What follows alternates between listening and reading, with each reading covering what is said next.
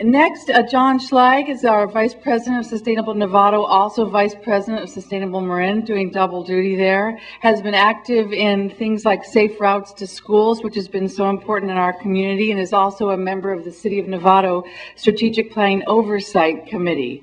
So we're glad to have you here. John's going to talk about the Novato angle and CCA. Thank you. One more quick acknowledgement. Dan Keene, our city manager from City of Novato. If you could please stand and wave your hand. Okay. I'll try and pare this down a bit, and I over-prepared as often. I'm flanked by people who pretty much know everything there is to know about CCA, and so what I wanted to do was, I've been to a number of these events, and what you tend not to hear, because this is basically the air that these people breathe, is how this fits into both a bigger picture outside of Novato and how it fits into our local community.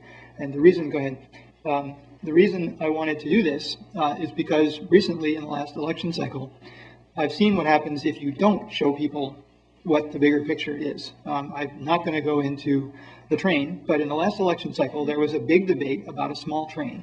And nowhere in that debate, I'm convinced that one of the reasons that it did not succeed was that nowhere in the campaign was there any indication that this was part of some larger plan, if in fact there is a larger plan. So I always like to put this one in there because we're going to be doing both of this. Okay, go ahead, thank you. All right, I'm going to skip briefly over this. You folks probably mostly are the choir, but if you take one slide home from Al Gore's presentation or the other things, take this one home. This is carbon dioxide concentration creeping up since 1960. And if you go to the next one, note that, I'm sorry, go back one. Just use the left arrow, yeah. So note that we're at 380 ppm on the top. Now go to the next one, thanks. If you tack that on to the top of this graph here, you notice that we're way off the top, way off the charts. Okay, go ahead. Okay, I probably should have a little levity here. This is Leela Dowling's cartoon from last week's Novato Advance, which shows a couple of construction worker dudes, sitting on top of their truck, talking about the Novato Narrows. The extra 2 lanes everybody would like to see built between here and southern Petaluma, talking about construction just being done in time for global warming to inundate the road. And there's somebody with a little periscope sticking out of there with a Humvee, submersible Humvee. Okay, thanks. All right, on a slightly more serious note, this is from the Chronicle a couple of Sundays ago. Among the areas threatened, it says, include Belmarin Keys, parts of Highway 37, and much of the former Hamilton Air Force Base around Black Point. And this is not with a 20-foot rise in sea level. This is with a 1-meter rise in sea level. Okay, next. All right, so let's talk a little bit about acting locally. I do sit on the Strategic Plan Oversight Committee for the City of Novato. My views should not be construed to represent that group, but culling from that document, this is a 25-year outlook for the City of Novato. It says some things about what we want here in this town.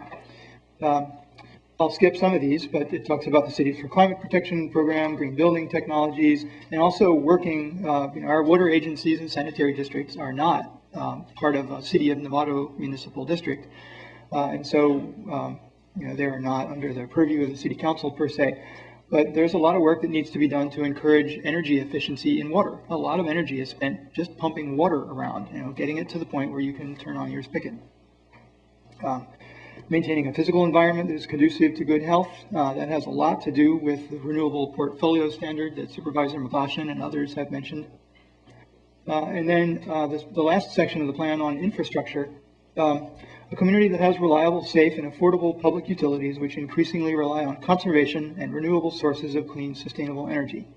And 2 of the directives under there, develop regional partnerships for the efficient provision of utilities and investigate the feasibility of using locally owned renewable alternatives to generate energy. The wishes could not be more clear. All right, so let's go back to thinking globally again. Energy security was briefly alluded to also by Supervisor McLaughlin. And unless you think I'm taking partisan shots at the current administration, this quote, let our position be absolutely clear. An attempt by any outside force to gain control of the Persian Gulf region will be regarded as an assault on the vital interests of the United States of America and such an assault will be repelled by any means necessary, including military force. Who said that? Right. Next. Who? Could Jimmy you Carter, State of the repeat Union that for Address, the- January 1980. Let's skip quickly over the next couple.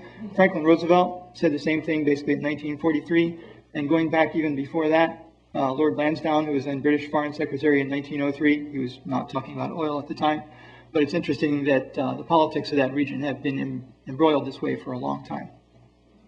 All right, so this is some people's idea of working our way to the next whatever stepping stone on energy security we're going to have.